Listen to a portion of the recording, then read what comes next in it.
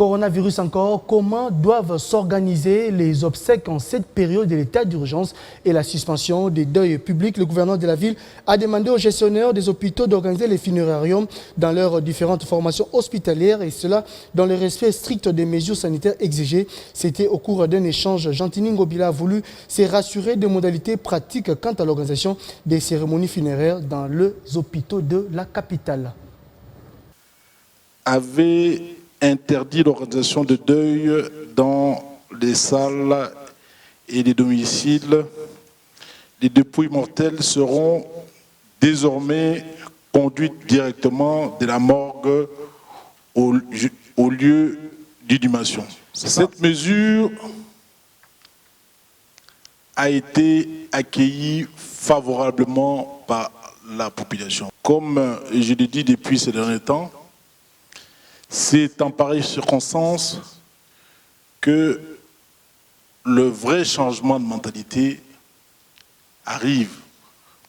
En réalité, le grand changement de mentalité dérive des événements psychologiques à impact important. Cependant, l'arrêté du gouverneur formalisant cette décision demeure sujet à controverse sur sa mise en application et suscite la polémique sur sa constitutionnalité. Le ministre provincial Haït de l'Intérieur a éclairé l'opinion sur la légalité de cette décision prise par le chef de l'État en cette période de l'état d'urgence sanitaire pour le gouverneur de la ville. L'heure est à l'intensification de la sensibilisation.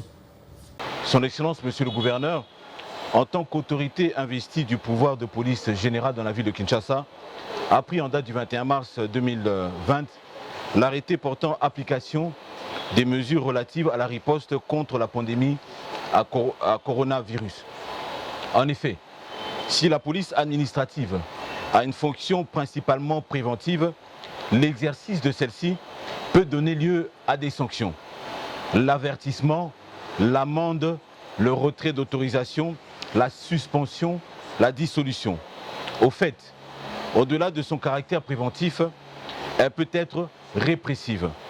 Cette fonction répressive peut ainsi s'exercer lorsque l'autorité administrative entend par exemple mettre un terme à un rassemblement interdit. Le cas ici d'interdiction de rassemblement de plus de 20 personnes pour éviter la propagation du coronavirus et aussi d'autres mesures portant fermeture.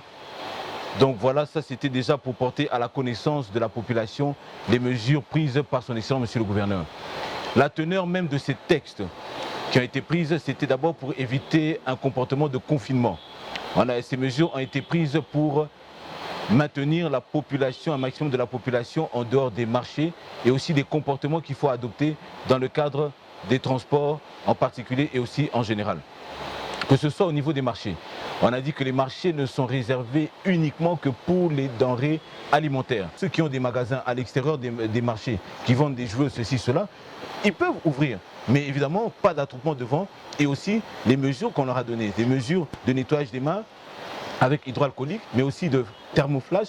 À l'intérieur, ils doivent prendre ces mesures pour pouvoir encadrer, accompagner les personnes qui rentrent à l'intérieur.